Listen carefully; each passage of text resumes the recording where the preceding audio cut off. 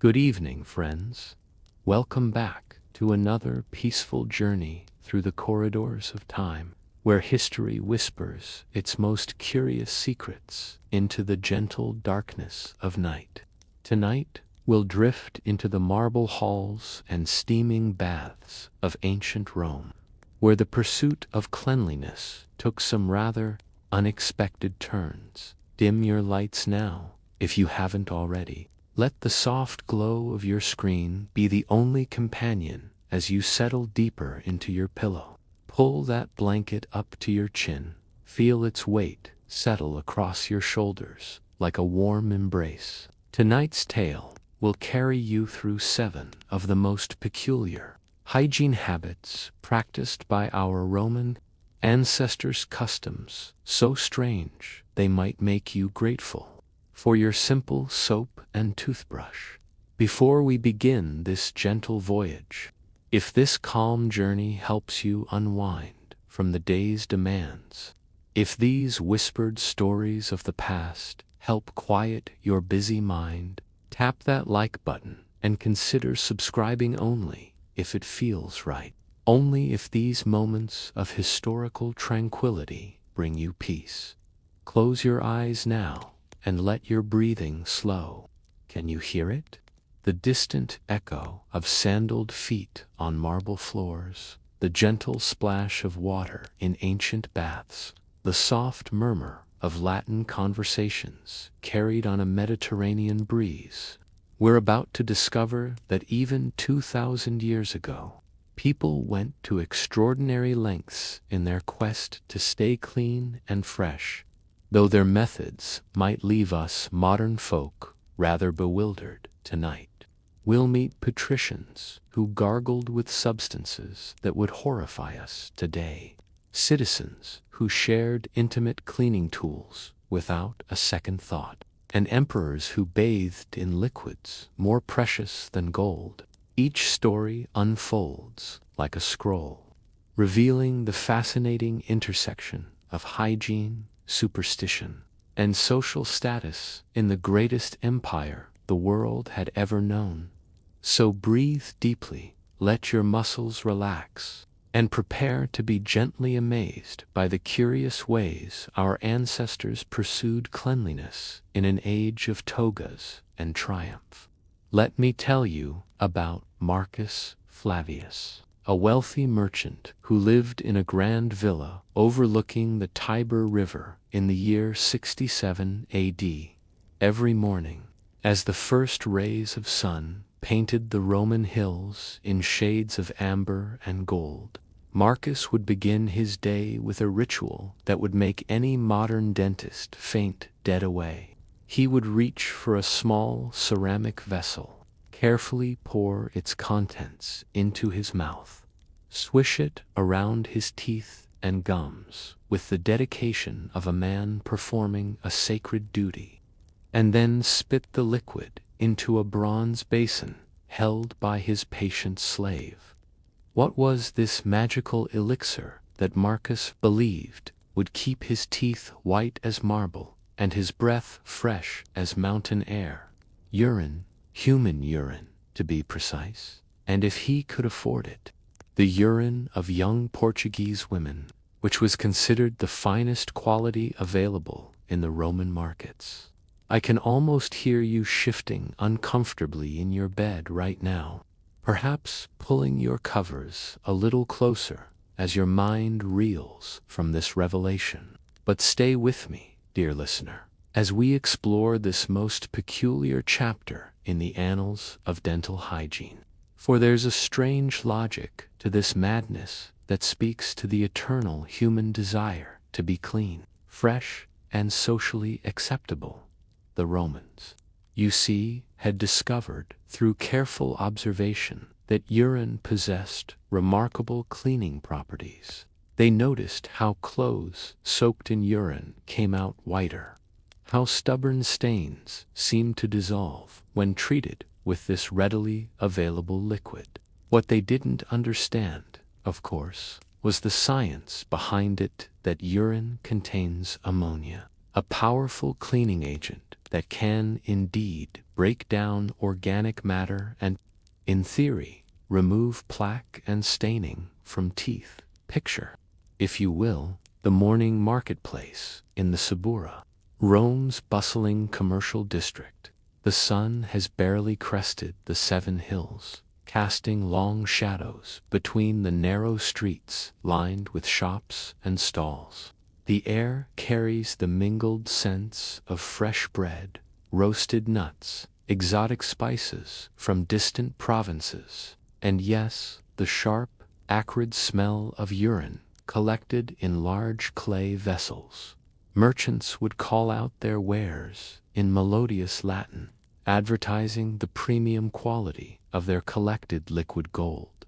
But this wasn't just any urine, mind you. The Romans had developed an entire classification system for this unusual commodity. The most prized came from children and young adults, particularly females, as it was believed to be purer and more potent. Portuguese urine held the highest status. Imagine traveling hundreds of miles just to collect what people in a distant land had to offer for your oral hygiene routine. Roman poetry even celebrated this practice, with verses praising the brilliant white smiles achieved through this morning ritual. Marcus would stand on his marble balcony, the morning breeze carrying the scent of cypress and olive trees from his garden. As he performed his daily gargling routine, his slaves had been trained to collect and store the precious liquid in sealed amphorae, allowing it to age like fine wine until it reached the perfect potency. The process was taken so seriously that wealthy households employed specialists who understood the subtle art of urine preparation, when to collect it, how long to store it, and how to identify the highest quality specimens. The social implications of this practice were profound and fascinating. In a society where dental health was often a marker of class and refinement, the ability to afford premium urine became a status symbol. Imagine the dinner party conversations, the subtle boasting about one's source of morning mouthwash, the way Romans might compare their dental routines, the way we might discuss our skincare regimens or favorite restaurants. Women of high society would often gather in the elegant atriums of their villas, their silk stolas rustling softly as they discussed the latest trends in oral hygiene. They would share tips about the best sources, debate the merits of different regional varieties, and sometimes even gift each other small vials of particularly prized specimens as tokens of friendship. These conversations would unfold beneath painted ceilings depicting scenes from mythology, surrounded by gardens where fountains tinkled peacefully and peacocks strutted across manicured lawns. The practice wasn't limited to the wealthy, of course. Common citizens would make do with more readily available sources, often their own or that of family members. Public latrines became informal collection points, and an entire industry grew around the gathering, processing, and distribution of this unusual dental care product. Street vendors would walk through neighborhoods in the early hours, calling out their availability, their ceramic containers clanking softly as they navigated the cobblestone streets. Think about the dedication required for this daily ritual. Each morning, Marcus would wake to the sound of birds singing in his garden, the distant murmur of the city awakening, the gentle splash of his fountain in the courtyard below. He would slip from his bed, his feet touching the cool marble floor decorated with intricate mosaics depicting dolphins and sea nymphs.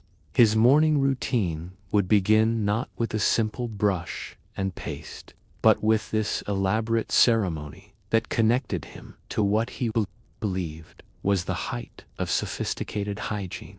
The vessels used for this practice were often works of art themselves. Wealthy Romans commissioned skilled craftsmen to create beautiful ceramic and bronze containers specifically for their morning oral care routine.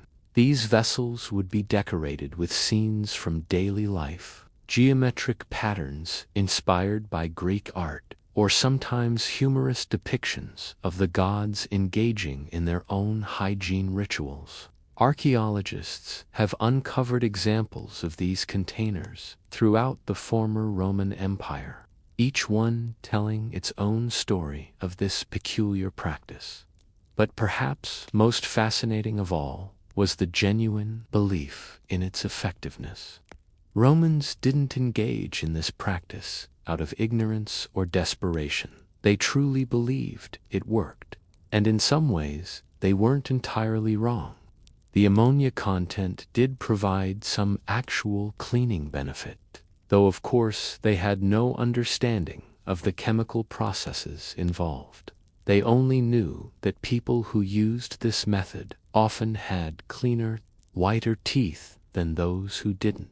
Physicians of the era, learned men who studied in the great libraries of Alexandria and Athens, wrote treatises on the proper use of urine for dental health. They prescribed specific regimens, recommended optimal storage times, and even suggested dietary modifications for donors to improve the quality of the product. These medical texts were copied by scribes and distributed throughout the empire, spreading the practice to distant provinces where Roman culture was taking root. The ritual itself became almost meditative. Picture Marcus standing in his private chamber, the morning light filtering through translucent window coverings as he performs his daily routine with the solemnity of a religious observance. The liquid would be warmed slightly in winter, cooled in summer, sometimes mixed with herbs or wine to make it more palatable. The swishing would continue for a prescribed amount of time, often while contemplating the day ahead or reciting prayers to the household gods. Africa and Asia. This practice traveled with the legions and the merchants. Provincial governors would import their preferred varieties from distant lands, maintaining their sophisticated Roman hygiene standards even in the farthest corners of the empire. Local populations would observe these strange customs with curiosity, sometimes adopting them as markers of Roman civilization and refinement. The end of this practice came gradually, as the empire evolved and new understanding of hygiene developed. But for centuries, the morning gargle with urine was as much a part of Roman life as the daily visit to the baths, or the evening meal reclining on comfortable couches. It represents a fascinating glimpse into how cultural practices develop around the basic human need to feel clean and socially acceptable, even when those practices seem utterly bizarre to modern sensibilities. And so, as Marcus finishes his morning ritual and prepares to don his finest toga for a day of business in the forum, we leave him to his strange but earnest pursuit. The sun climbs higher over the eternal city, illuminating marble temples and busy streets where Romans pursue their daily lives, each one convinced that their customs represent the pinnacle of civilized behavior. So breathe deeply, let your muscles relax, and prepare to be gently amazed by the curious ways our ancestors pursued cleanliness in an age of togas and triumph. Now let your mind drift like a lazy cloud across the centuries, settling gently into the public spaces of ancient Rome, where citizens gathered for one of life's most basic necessities. Picture yourself walking through the magnificent baths of Caracalla on a warm afternoon in 215 AD. your sandals clicking softly against polished marble floors. The air is thick with steam and the sound of splashing water. Conversations echoing off vaulted ceilings, decorated with intricate mosaics, depicting sea gods and mythical creatures. But we're not heading to the famous bathing chambers today. Instead, follow me down a marble corridor lined with statues of emperors and heroes, past alcoves where citizens store their belongings, toward a room that served a very different but equally important purpose in Roman daily life. Here, in the most public of settings, Romans engaged in another hygiene practice that would leave modern sensibilities thoroughly scandalized: the communal sharing of toilet cleaning implements.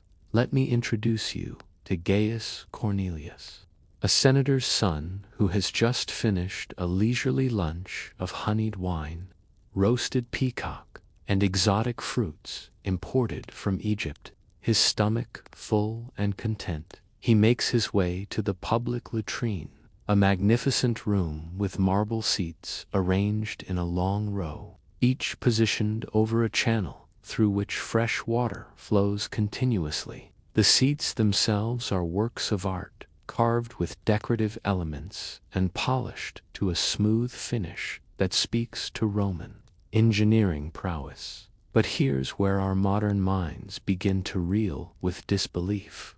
Gaius approaches a communal container filled with what Romans called tersorium sponges, attached to wooden sticks, soaking in a mixture of salt, water, and vinegar.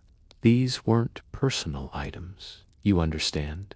These sponges were shared by everyone who used the facility, passed from person to person in an endless cycle of communal hygiene that somehow seemed perfectly normal to Roman sensibilities.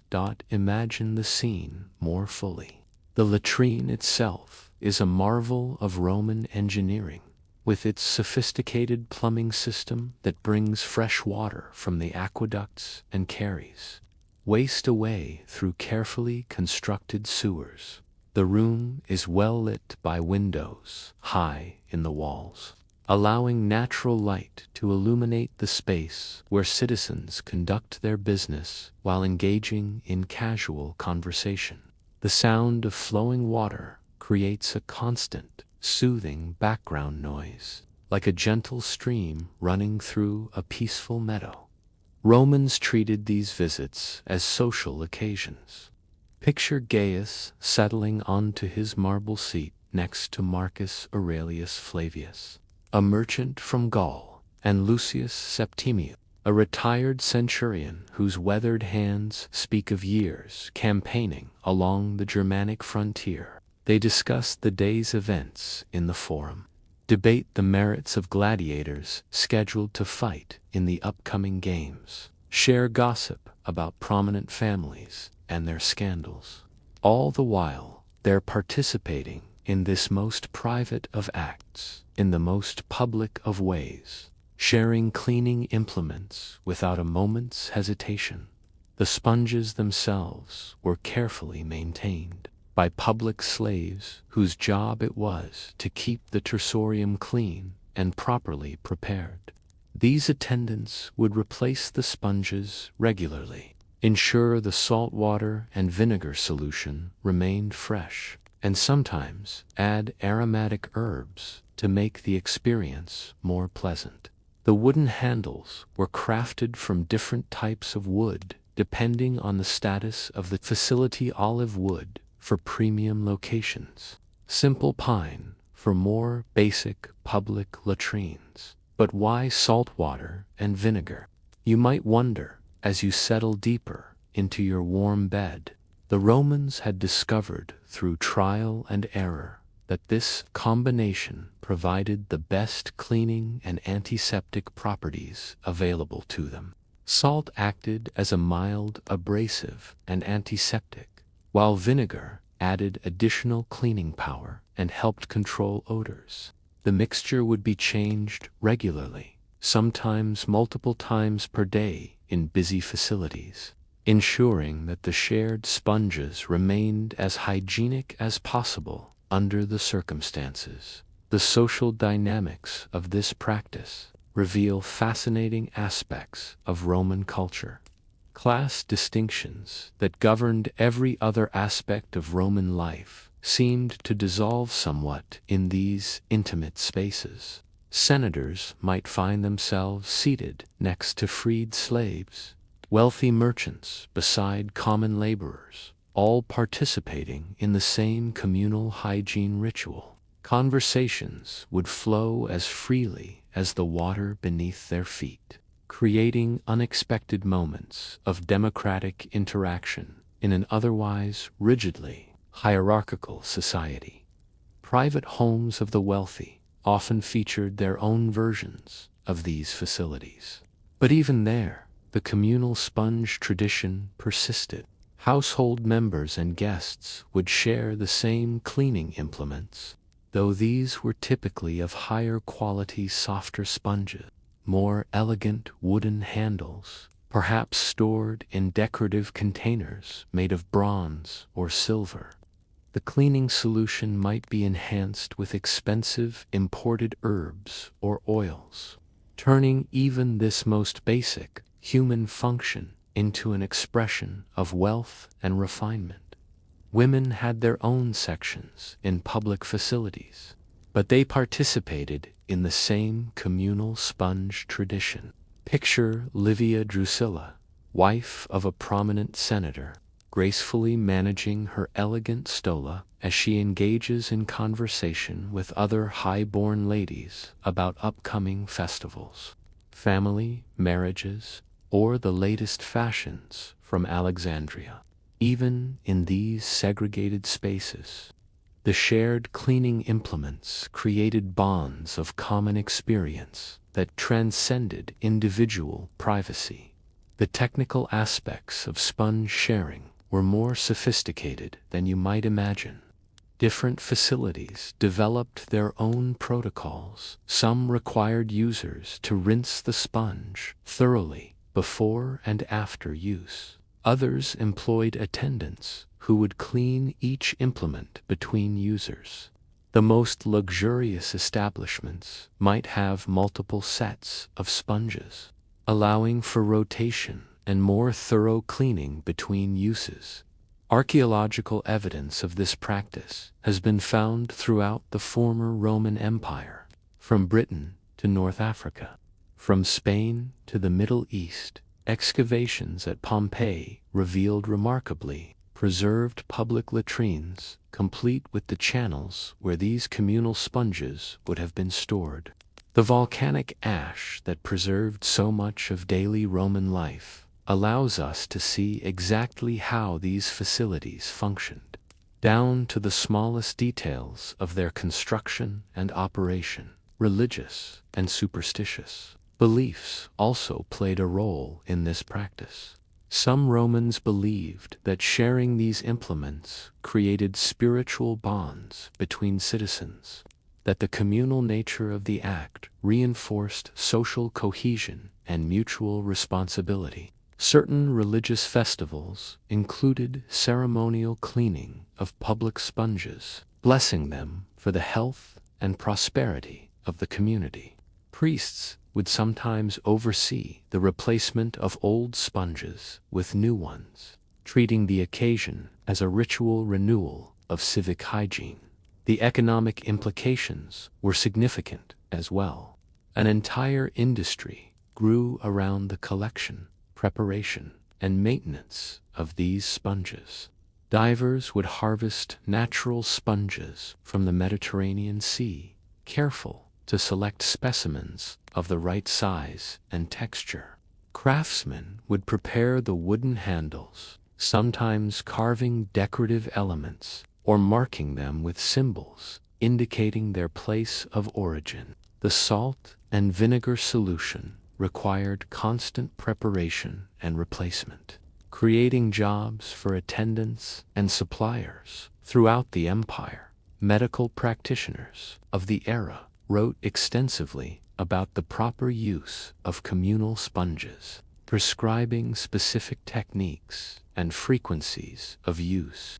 They believed that regular cleaning with the salt water and vinegar solution could prevent various ailments and promote general health. Some physicians even recommended specific dietary modifications to ensure that one's participation in communal hygiene practices would be as pleasant as possible for fellow citizens. The practice gradually evolved as Roman civilization developed. Later periods saw some experimentation with personal sponges for wealthy individuals. Though the communal tradition persisted in public spaces throughout the empire's existence, some facilities began offering tiered services: basic communal sponges for general users, premium personal sponges for those willing to pay extra fees. As Christianity began to influence Roman culture, new perspectives on privacy and individual dignity started to challenge these communal practices. However, the tradition was so deeply ingrained in Roman hygiene culture that it persisted well into the late imperial period, demonstrating the powerful force of social custom over individual preference. The decline of this practice came gradually, as the Roman Empire itself began to fragment and new cultural influences took hold. But for nearly 1,000 years, the communal sponge was as much a part of Roman hygiene as the great public baths, representing a fascinating intersection of practicality, social bonding, and public health in one of history's most influential civilizations. And so we leave Gaius and his fellow citizens to their earnest pursuit of cleanliness, sharing their sponges and their stories in the marble-lined chambers of Roman public life, convinced that their communal approach to hygiene represented the very height. Close your eyes now and let your imagination carry you on silken wings to the most luxurious villa you can possibly conceive, perched high on the Palatine Hill overlooking all of Rome. The year is 138, and the Emperor Hadrian has just returned from his travels across the empire, his mind filled with the architectural wonders he's witnessed in distant lands. But tonight, we're not concerned with monuments or military campaigns. Instead, we're about to witness a bathing ritual so extravagant, so utterly indulgent, that it would make even the wealthiest modern spa owner gasp in amazement. Meet Claudia Pulchra, a woman whose beauty is legendary throughout the empire, whose skin is said to rival the smoothness of polished marble, whose hair cascades like spun gold down her shoulders.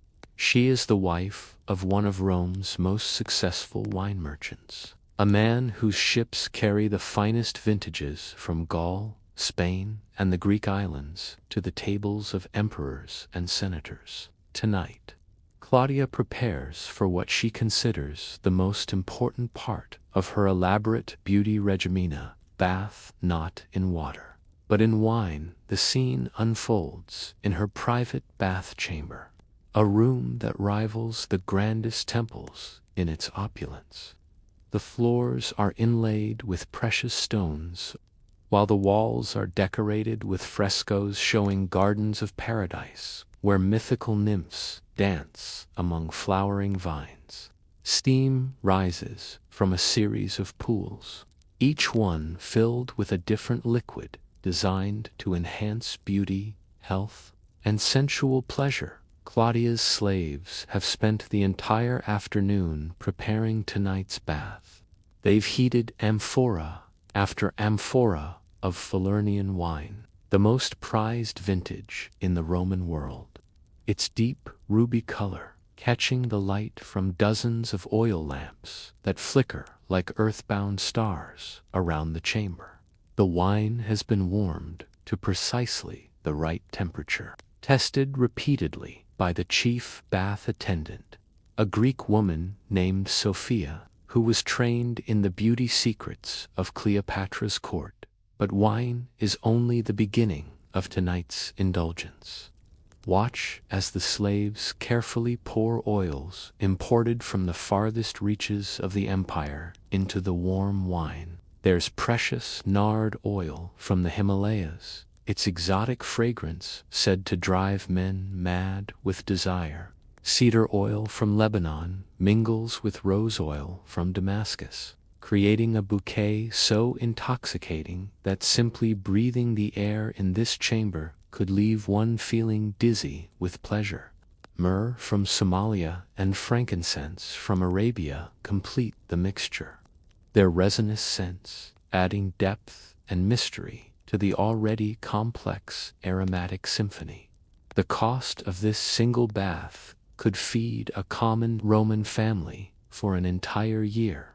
But for Claudia, it represents the pinnacle of sophisticated self-care. She believes, as do many wealthy Roman women, that bathing in wine imparts its own essential properties to the skin. Wine, after all, ages and improves with time. Surely it must do the same for human beauty. The alcohol content serves as a natural astringent, tightening the skin and reducing the appearance of imperfections, while the grape acids provide gentle exfoliation that leaves skin smooth and radiant. Picture Claudia as she steps into this liquid luxury, her silk robe falling away like a whisper of wind. The wine embraces her body with a warmth that penetrates deep into her muscles, relaxing tension she didn't even know she carried. The oils create a silky texture that makes her skin feel as smooth as dolphin hide, while the aromatic vapors rise around her like incense in a temple dedicated to beauty itself. This isn't just vanity. You understand, it's a sophisticated beauty treatment based on generations of accumulated knowledge about the properties of various substances. Roman women had discovered that certain wines, particularly those with high acidity, could indeed benefit the skin by removing dead cells and tightening pores. The oils they chose weren't selected randomly, but were carefully chosen for their specific properties, some for moisturizing, others for their pleasant scents, still others for their supposed ability to prevent aging.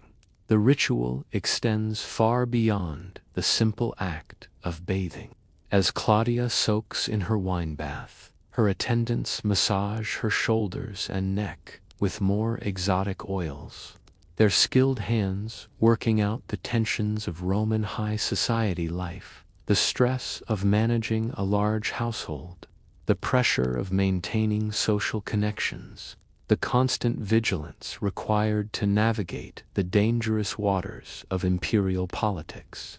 The massage techniques they use have been passed down through generations of beauty experts, refined in the courts of queens and empresses. Other wealthy Roman women have developed their own variations of this practice. Some prefer baths of milk mixed with honey and exotic oils, believing that the lactic acid in milk provides superior skin benefits. Others favor baths made from crushed pearls mixed with wine, convinced that the calcium carbonate from the pearls will strengthen their skin and bones. The most adventurous might bathe in a mixture of wine and crushed precious gems, emeralds for eternal youth, sapphires for wisdom and beauty, diamonds for indestructible strength. The social implications of these bathing practices are as complex as the recipes themselves. When wealthy Roman women gather for their afternoon social calls, conversation inevitably turns to beauty secrets and bathing rituals. They share tips about the best wine varietals for different skin types, debate the merits of various imported oils, and sometimes engage in subtle competition about who can afford the most exotic ingredients for their baths. Think about the economics behind these practices. The wine used in a single bath might represent months of wages for a common laborer. The oils require extensive trade networks stretching across the known world, with merchants risking their lives and fortunes to bring these precious substances to Roman markets. Ships sail dangerous seas carrying nothing but aromatic oils, while caravans traverse deserts and mountains to deliver their fragrant cargo to the insatiable beauty market of the capital. The preparation of these baths requires considerable expertise. Claudia's bath attendants have studied the properties of different wines, learning which varieties work best for different purposes. Young, acidic wines are preferred for their exfoliating properties, while aged, mellow wines are chosen for their supposed ability to soften and nourish the skin. The temperature must be maintained at precisely the right level to hot, and the alcohol will evaporate too quickly. Too cool, and the oils won't penetrate effectively. Religious and spiritual beliefs also influence these practices. Many Roman women believe that bathing in wine connects them to Bacchus, the god of wine and ecstasy, granting them not just physical beauty, but also spiritual vitality and joie de vivre. They might recite prayers to Venus while soaking, asking the goddess of love and beauty to bless their appearance and make them irresistible to their husbands and lovers. The medical establishment of the time generally approved of these practices, at least for those who could afford them. Physicians wrote treatises on the beneficial effects of wine baths, claiming they could cure everything from melancholy to skin diseases to female reproductive problems. They prescribed specific wine varieties for different ailments and developed complex formulations that combined wine with various herbs and oils for maximum therapeutic benefit. Seasonal variations add another layer of complexity to these bathing rituals. In winter, Claudia might choose warming wines mixed with cinnamon oil and ginger, creating a bath that heats her body from the outside while the spices stimulate circulation. Summer baths might feature lighter wines mixed with cooling oils like mint or eucalyptus, providing relief from the oppressive Roman heat while maintaining the skin benefits she seeks. The environmental impact of these practices would horrify modern environmentalists. Vast quantities of precious wine are used once and then discarded, while rare and expensive oils are consumed in quantities that put pressure on their natural sources. Entire groves of aromatic trees might be harvested to supply a single season's worth of bath oils for Rome's wealthy elite, while the wine required for their bathing rituals could rival the consumption of entire provinces. Claudia and her contemporaries see these practices not as waste, but as investments in their most valuable asset, their beauty and desirability. In a society where a woman's social status often depends entirely on her ability to attract and maintain a powerful husband, these elaborate beauty rituals represent practical business expenses rather than frivolous luxuries. As the evening progresses and Claudia finally emerges from her wine bath, her skin glowing with health and redolent with exotic perfumes, she embodies the Roman ideal of feminine beauty, achieved through the most sophisticated means available. Her husband will return from his business dealings to find a wife who seems more goddess than mortal, her beauty enhanced by substances more precious than gold. The tradition of wine bathing spread throughout the Roman upper classes and eventually influenced beauty practices across the empire. Provincial governors' wives in distant Gaul or Britain would import wine specifically for bathing, seeing it as a mark of Roman sophistication and refinement. The practice became so associated with imperial luxury that later emperors would regulate the amount of wine that could be used for bathing, fearing that excessive consumption for cosmetic purposes might lead to shortages for drinking. Let your drowsy mind drift now like a felucca sailing down the Nile, past reed-lined banks where ibises wade through shallow waters and palm trees sway in the desert breeze. We're traveling back to 89 AD to the bustling port city of Alexandria, where Roman merchants and Egyptian mystics trade not just in spices and silk, but in beauty secrets that bridge to ancient worlds. The morning sun casts long shadows across the harbor as ships arrive from the upper reaches of the Nile, their holds filled with treasures that will soon make their way to the cosmetic tables of Rome's most discerning women.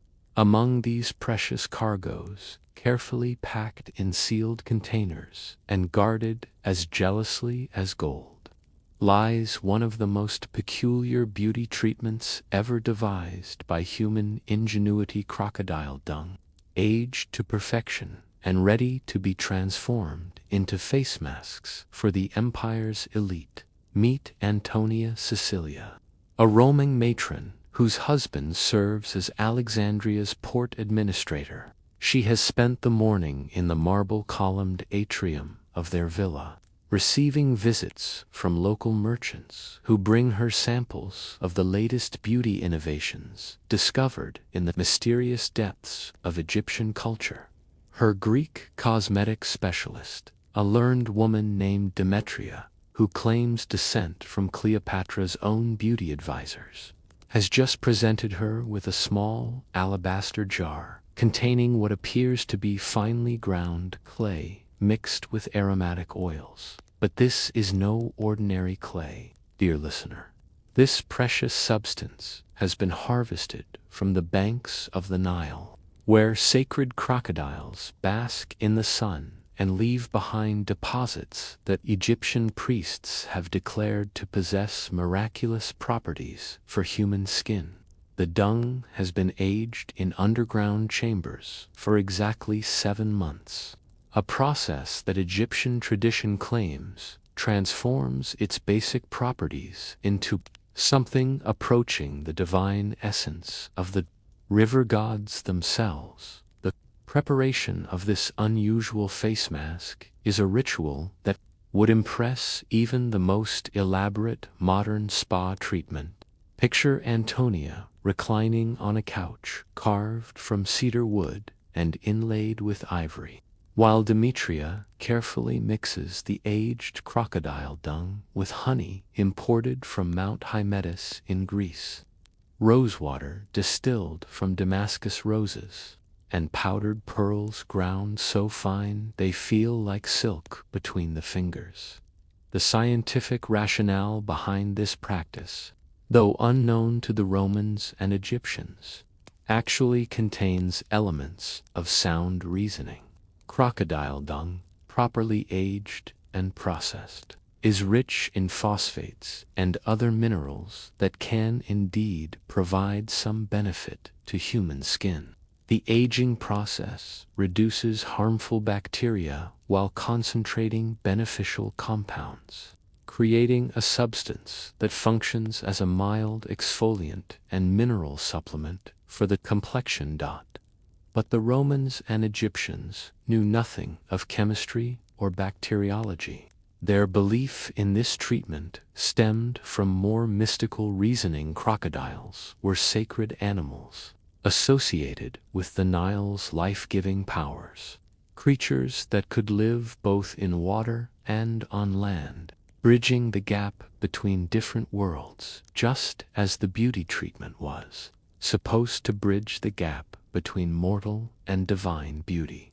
The dung of such powerful creatures must surely contain some measure of their strength and majesty. The application process itself is an elaborate ceremony that transforms Antonia's private chamber into something resembling a temple.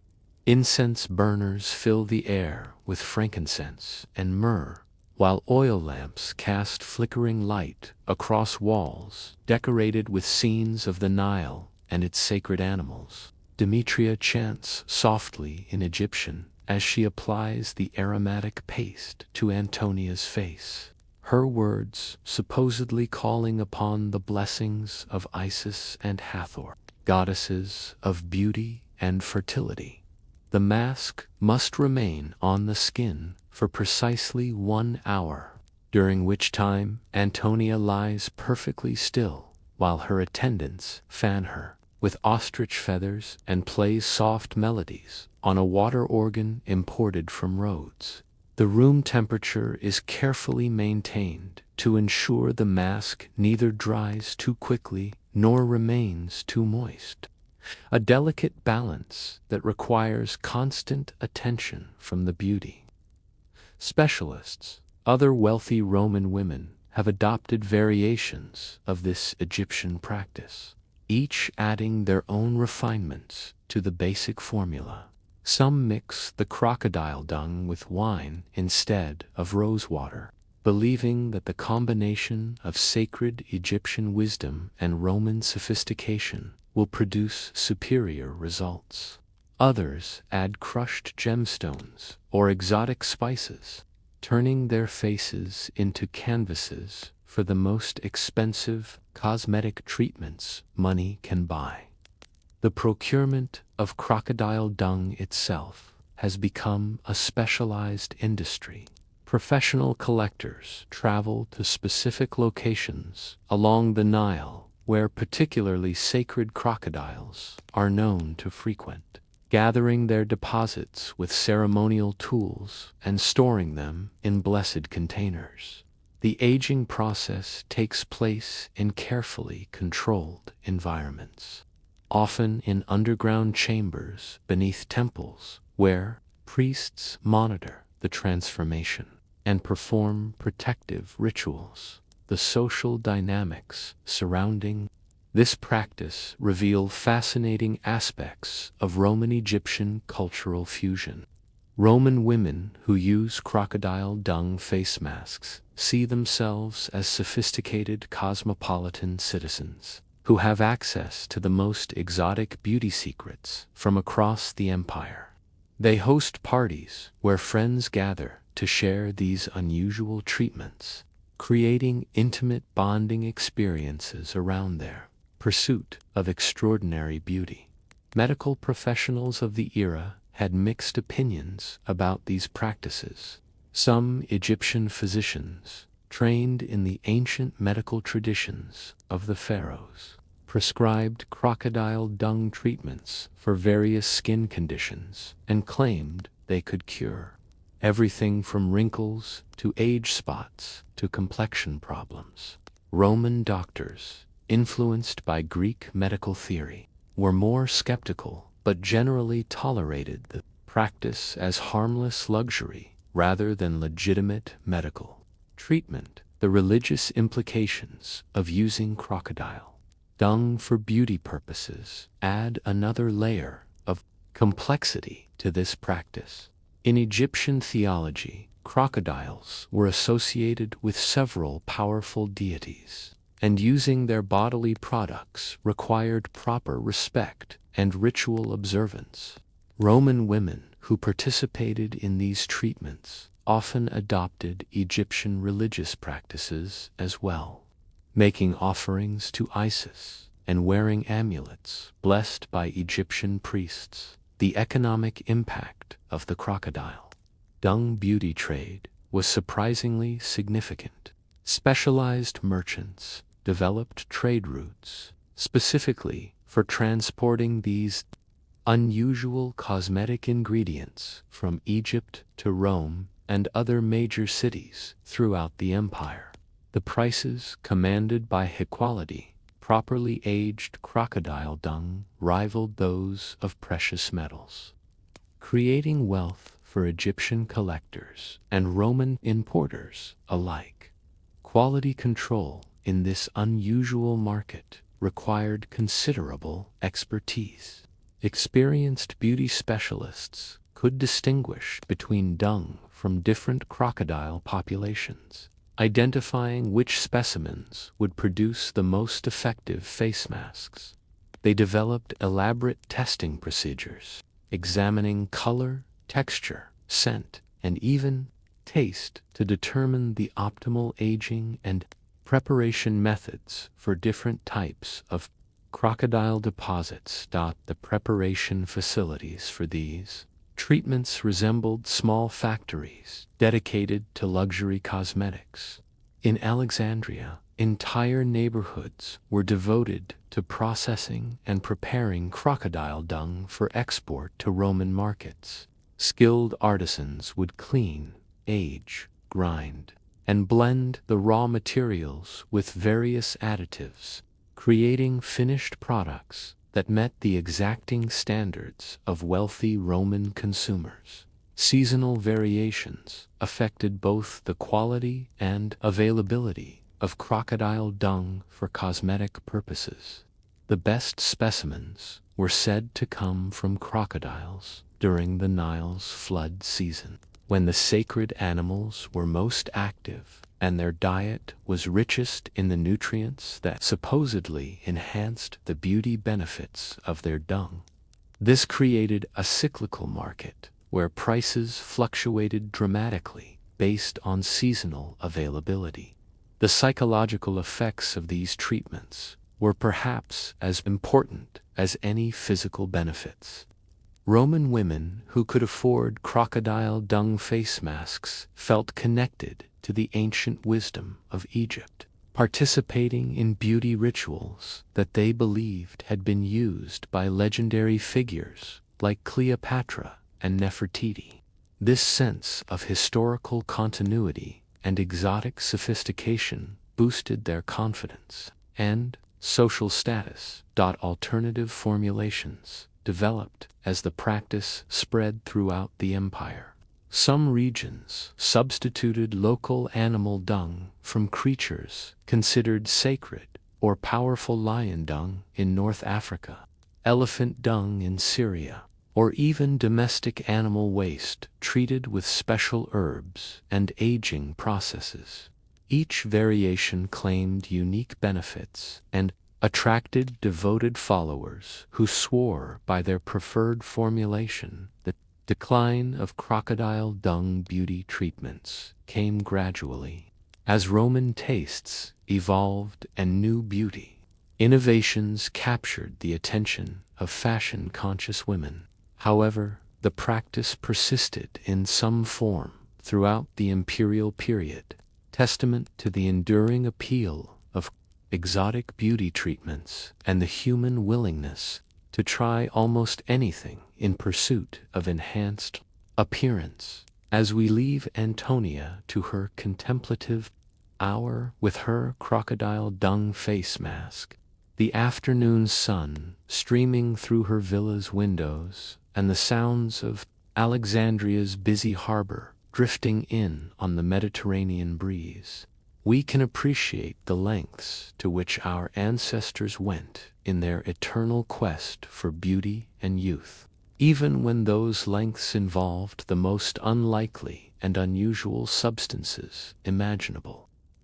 Drift now into the warm, steamy embrace of the greatest social institution in Roman civilization, where marble columns rise like ancient trees through clouds of perfumed vapor, and the sound of splashing water mingles with laughter and conversation in a dozen different languages. Picture yourself approaching the magnificent baths of Diocletian on a typical afternoon in 298, when the empire is at its peak and Roman engineering has created palaces of pleasure that will never be equaled.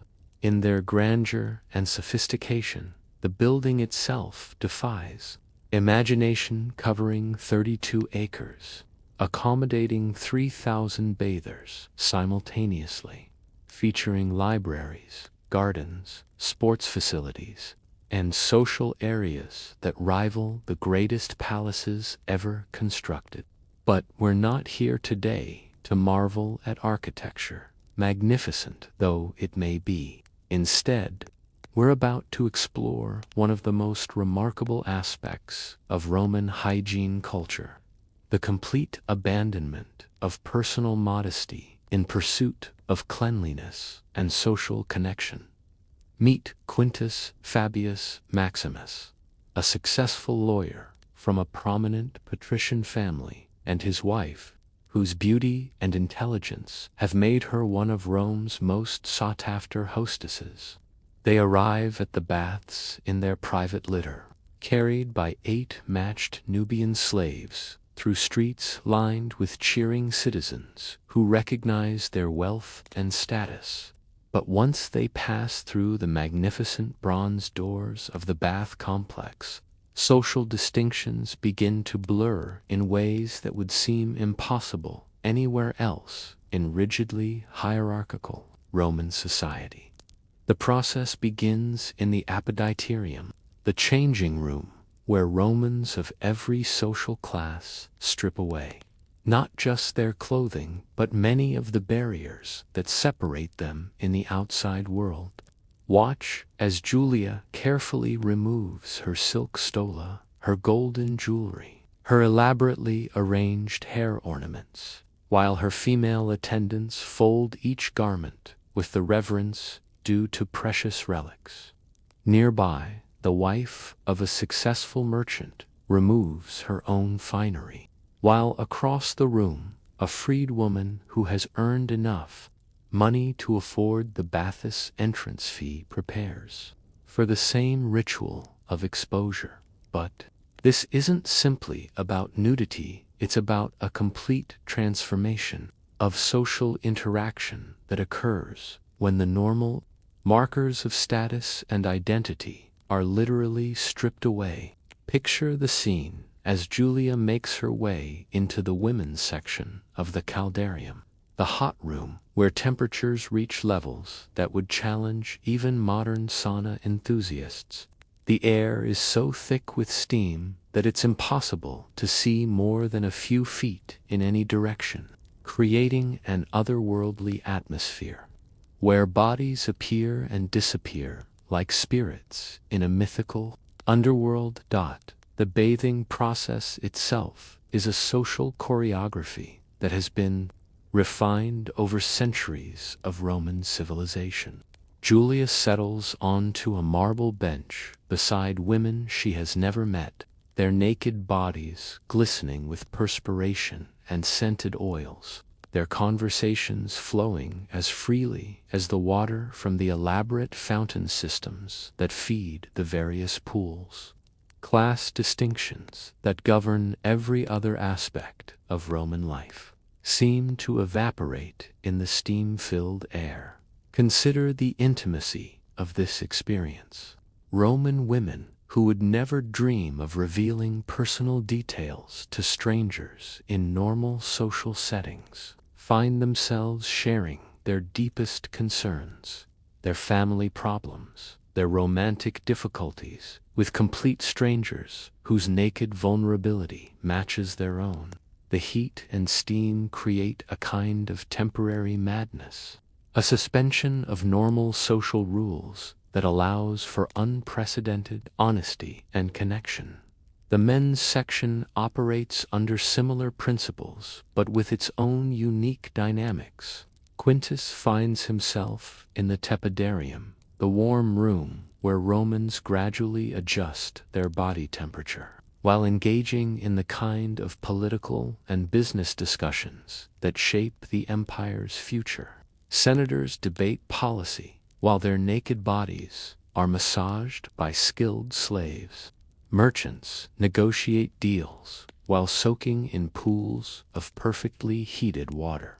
Soldiers share stories of distant campaigns while oil is scraped from their skin with bronze. Strigils. The massage aspect of Roman bathing culture deserves special attention for its complete abandonment of personal boundaries. Professional massage therapists, both male and female, work on naked bodies with an intimacy that extends far beyond simple muscle manipulation. These skilled practitioners, many of them slaves trained in techniques imported from Greece, Egypt, and the Far East, know the bodies of their regular clients better than the Romans know themselves. Picture the scene in one of the massage alcoves, where Julia reclines on a marble table while a Greek slave named Aspasia works aromatic oils into her skin with movements that are part therapeutic treatment, part artistic performance. The oils themselves imported from distant lands at enormous expense transform the simple act of cleaning into a sensual experience that engages all the senses simultaneously. Lavender from Gaul mingles with cedar oil from Lebanon, while rose oil from Damascus creates an aromatic cloud that makes the very air seem intoxicating. The communal bathing pools themselves represent perhaps the most radical aspect of Roman hygiene culture. Men, women, and children, when family bathing was permitted, would immerse themselves in the same waters, their naked bodies creating a kind of democratic equality that existed nowhere else in Roman society. The rich and poor, the powerful and the powerless, all share the same cleansing waters, all breathe the same steam-filled air. All participate in the same rituals of purification and renewal. But the social mixing goes even deeper than shared nudity. Roman baths served as informal information exchanges, where news, gossip, business opportunities, and political intelligence flowed as freely as the water itself. A senator's wife might learn about her husband's extramarital affairs from a courtesan in the next pool, while a merchant might discover new trade opportunities through casual conversation with a ship captain he meets. In the steam room, the architectural design of Roman baths actively encouraged this social mixing through ingenious engineering that created natural gathering spaces and conversation areas.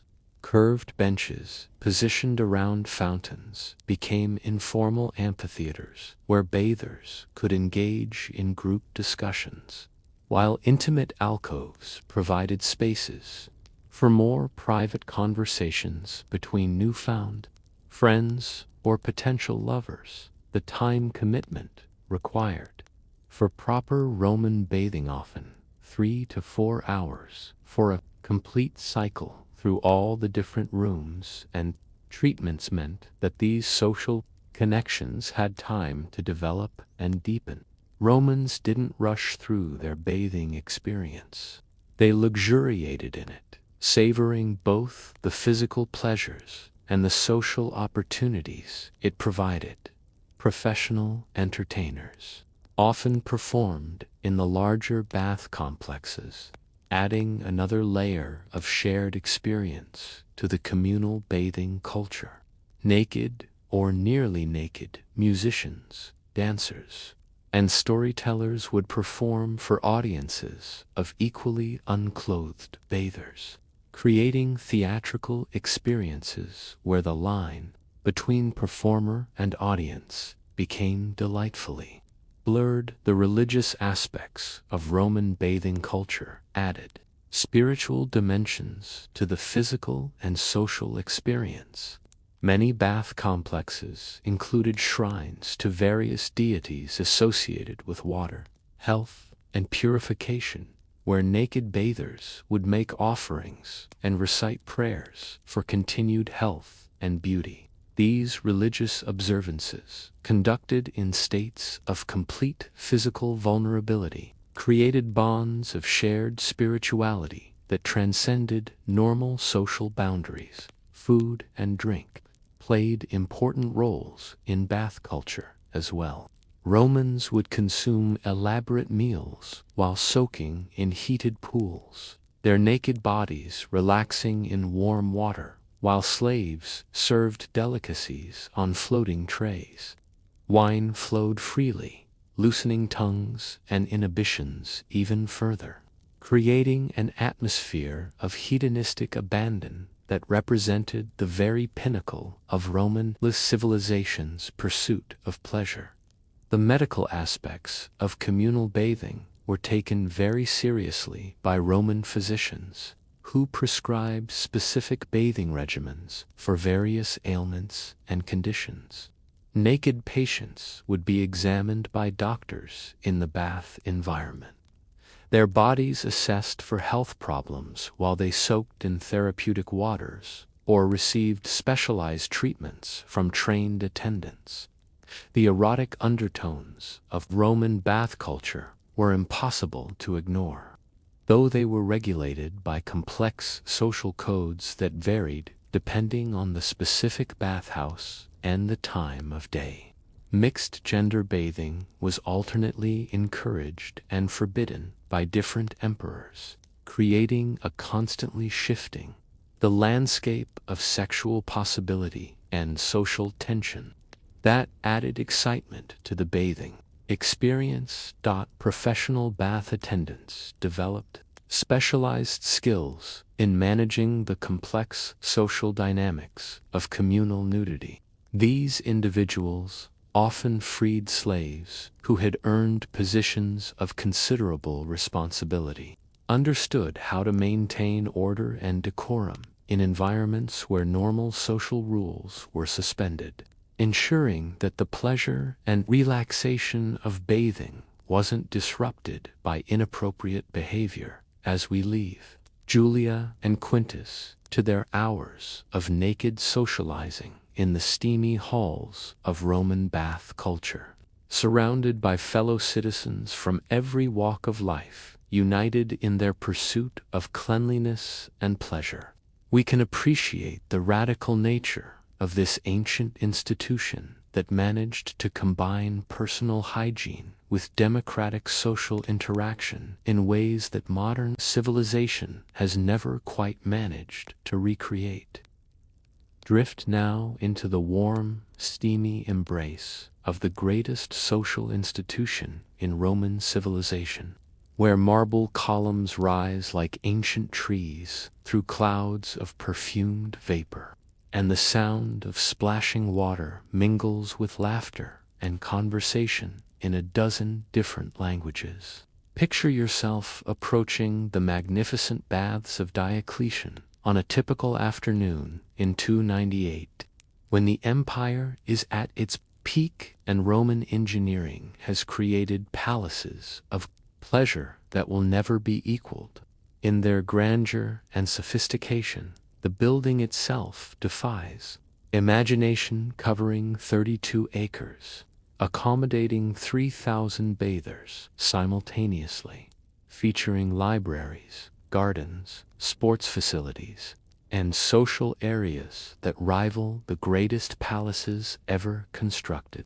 But we're not here today to marvel at architecture, magnificent though it may be. Instead, we're about to explore one of the most remarkable aspects of Roman hygiene culture: the complete abandonment of personal modesty in pursuit of cleanliness and social connection.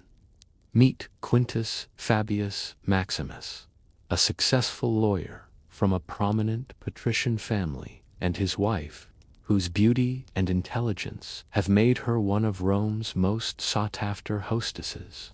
They arrive at the baths in their private litter, carried by 8 matched Nubian slaves through streets lined with cheering citizens who recognize their wealth and status.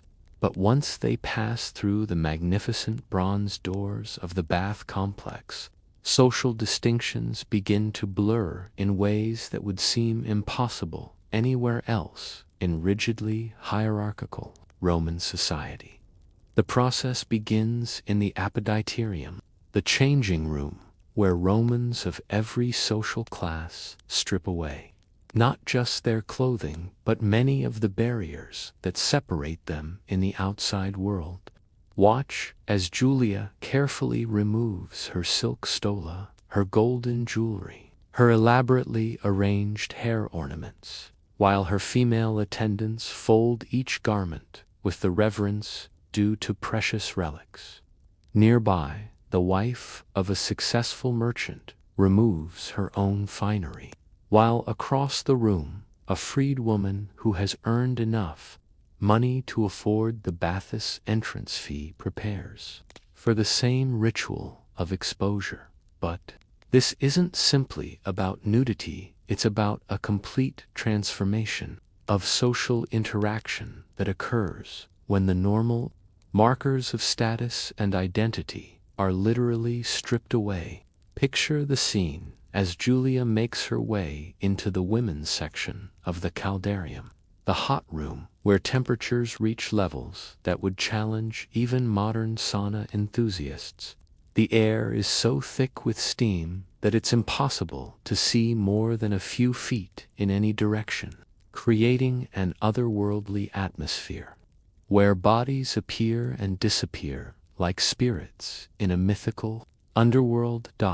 The bathing process itself is a social choreography that has been refined over centuries of Roman civilization. Julia settles onto a marble bench beside women she has never met, their naked bodies glistening with perspiration and scented oils, their conversations flowing as freely as the water from the elaborate fountain systems that feed the various pools.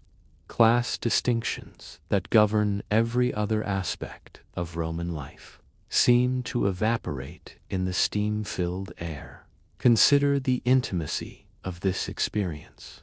Roman women who would never dream of revealing personal details to strangers in normal social settings find themselves sharing their deepest concerns, their family problems, their romantic difficulties with complete strangers whose naked vulnerability matches their own. The heat and steam create a kind of temporary madness, a suspension of normal social rules that allows for unprecedented honesty and connection. The men's section operates under similar principles, but with its own unique dynamics. Quintus finds himself in the tepidarium, the warm room where Romans gradually adjust their body temperature, while engaging in the kind of political and business discussions that shape the empire's future. Senators debate policy, while their naked bodies are massaged by skilled slaves. Merchants negotiate deals while soaking in pools of perfectly heated water. Soldiers share stories of distant campaigns, while oil is scraped from their skin with bronze. Strigils. The massage aspect of Roman bathing culture deserves special attention for its complete abandonment of personal boundaries. Professional massage therapists, both male and female, work on naked bodies with an intimacy that extends far beyond simple muscle manipulation. These skilled practitioners, many of them slaves trained in techniques imported from Greece, Egypt, and the Far East, know the bodies of their regular clients better than the Romans know themselves. Picture the scene in one of the massage alcoves, where Julia reclines on a marble table while a Greek slave named Aspasia works aromatic oils into her skin with movements that are part therapeutic treatment, part artistic performance. The oils themselves imported from distant lands at enormous expense for 'em. The simple act of cleaning into a sensual experience that engages all the senses simultaneously. Lavender from Gaul mingles with cedar oil from Lebanon, while rose oil from Damascus creates an aromatic cloud that makes the very air seem intoxicating. The communal bathing pools themselves represent perhaps the most radical aspect of Roman hygiene culture. Men, women, and children, when family bathing was permitted, would immerse themselves in the same waters, their naked bodies creating a kind of democratic equality that existed nowhere else in Roman society. The rich and poor, the powerful and the powerless, all share the same cleansing waters, all breathe the same steam-filled air, all participate in the same rituals of purification and renewal. But the social mixing goes even deeper than shared nudity. Roman baths served as informal information exchanges, where news, gossip, business opportunities, and political intelligence flowed as freely as the water itself. A senator's wife might learn about her husband's extramarital affairs from a courtesan in the next pool, while a merchant might discover new trade opportunities through casual conversation with a ship captain he meets. In the steam room, the architectural design of Roman baths actively encouraged this social mixing through ingenious engineering that created natural gathering spaces and conversation areas.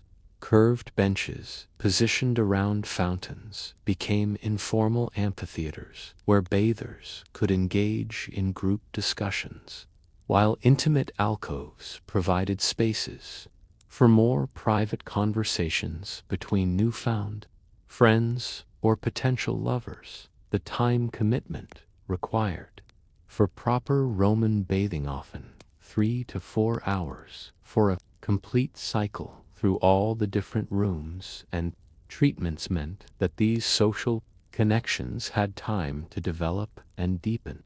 Romans didn't rush through their bathing experience. They luxuriated in it, savoring both the physical pleasures and the social opportunities it provided. Professional entertainers often performed in the larger bath complexes, adding another layer of shared experience to the communal bathing culture. Naked or nearly naked musicians, dancers, and storytellers would perform for audiences of equally unclothed bathers, creating theatrical experiences where the line between performer and audience became delightfully blurred. The religious aspects of Roman bathing culture added spiritual dimensions to the physical and social experience. Many bath complexes included shrines to various deities associated with water, health, and purification, where naked bathers would make offerings and recite prayers for continued health and beauty. These religious observances, conducted in states of complete physical vulnerability, created bonds of shared spirituality that transcended normal social boundaries. Food and drink played important roles in bath culture as well.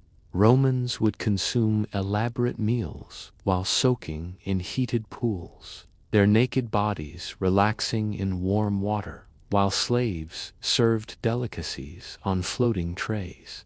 Wine flowed freely, loosening tongues and inhibitions even further, creating an atmosphere of hedonistic abandon that represented the very pinnacle of Roman civilization's pursuit of pleasure.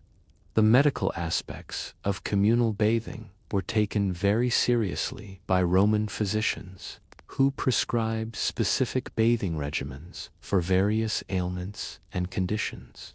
Naked patients would be examined by doctors in the bath environment, Their bodies assessed for health problems while they soaked in therapeutic waters or received specialized treatments from trained attendants. The erotic undertones of Roman bath culture were impossible to ignore, though they were regulated by complex social codes that varied depending on the specific bathhouse and the time of day. Mixed-gender bathing was alternately encouraged and forbidden by different emperors, creating a constantly shifting the landscape of sexual possibility and social tension that added excitement to the bathing experience. Professional bath attendants developed specialized skills in managing the complex social dynamics of communal nudity. These individuals, often freed slaves who had earned positions of considerable responsibility, understood how to maintain order and decorum in environments where normal social rules were suspended, ensuring that the pleasure and relaxation of bathing wasn't disrupted by inappropriate behavior. As we leave Julia and Quintus to their hours of naked socializing in the steamy halls of Roman bath culture, surrounded by fellow citizens from every walk of life, united in their pursuit of cleanliness and pleasure, we can appreciate the radical nature of this ancient institution that managed to combine personal hygiene with democratic social interaction in ways that modern civilization has never quite managed to recreate. Allow your mind to drift like incense smoke rising from a temple altar, carrying you across the Roman Empire to its farthest frontiers, where merchants and hunters risk their lives for treasures stranger than gold. Animal secretions transformed into perfumes that make Roman bodies living gardens of scent. The year is 184 AD in the bustling Syrian city of Antioch. Awnings shade the crowded marketplace, where merchants from every corner of the world sell impossible goods. Amid silks from China and spices from India stands Marcus Aurelius Perfumarius, Rome's most famous dealer of exotic fragrances. Today he awaits a vial of the rarest treasure ambergris, a substance from sperm whales that drift beyond the pillars of Hercules. But ambergris is only the beginning. The Romans' obsession with scent reached astonishing extremes. Wealthy citizens did not merely wear perfumes, they transformed their entire bodies into orchestras of fragrance. Each limb, each hollow, each pulse point, carrying its own exotic note. Enter Faustina Aurelia, wife of a governor recently returned from Egypt. Known for her mastery of perfume, she prepares for Antioch's grandest dinner party. Her beauty routine will last 3 hours, attended by her Nubian servant, Candace, trained in the arts of the Ptolemaic court. The first layer is musk oil, drawn from the glands of Tibetan deer. A single drop perfumes a room for days, its journey to Antioch spanning deserts, mountains, and countless trade posts along the Silk Road. Musk is applied with precision behind the ears, at the throat, wrists, and ankles, creating subtle emanations that shift through the evening. Next, Candace applies civets from the glands of cat-like creatures of Africa and Asia to pungent in raw form. When aged and diluted, it becomes the very emblem of sensual sophistication. The civet trade is perilous hunters, stalking wild beasts in dense jungles, merchants smuggling the substance past pirates and hostile tribes. In Rome, a single ounce costs more than a craftsman's annual wages. Another prized ingredient is castoreum. From the sacks of beavers hunted in Germania and Gaul, Romans valued it not only for its warm, leathery scent, but also for its supposed medicinal powers. Frontier hunters, braving swamps and hostile forests, perfected techniques to remove the gland's intact knowledge, guarded as jealously as state secrets. Then comes Hyraceum, fossilized urine of African rock hyraxes, aged by decades of sun and stone until it produces a rich, resinous aroma. Expeditions scour mountain latrines where hyrax colonies have deposited layers for centuries. So rare and valued is Hyraceum that in remote regions it even serves as currency. Finally, there is the most shocking ingredient of all, scatol, carefully processed from animal dung. Though revolting in origin, once aged and purified, it lends a deep, unique note that cannot be imitated. To Romans, these fragrances were far more than vanity. Each animal essence was thought to bestow its power: the courage of lions, the grace of gazelles, the wisdom of elephants. Certain scents were reserved for sacred rituals, believed to protect against evil or increase fertility. Perfume was also status. At elite dinner parties, conversation turned to identifying the rare ingredients worn by hosts and guests. To detect Tibetan musk or African civet in a blend was to prove one's worldliness. Professional perfumers became celebrities in their own right. They guarded secret recipes handed from father to son, blending animal essences into unique symphonies of scent. The most skilled worked for emperors and empresses, their workshops guarded like arsenals. Economically, the perfume trade rivaled Rome's greatest industries.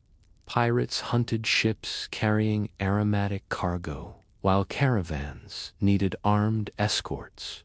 An ounce of musk or civet could equal a year's wages. The trade itself shaped diplomacy, as emperors negotiated treaties to secure supplies. At times, entire campaigns were launched, not just for land, but for control of regions. Rich in aromatic animals, but this luxury came at a cost. Demand for animal secretions put enormous pressure on wildlife. Deer, civet, cats, beavers, and hyraxes were hunted relentlessly. Some provinces tried primitive conservation measures, but the profits were irresistible. Fraud was also common. Dealers selling inferior substitutes disguised as rare musk or civet, while expert noses labored to detect authenticity. Behind the splendor lay laboratories buzzing with alchemical activity.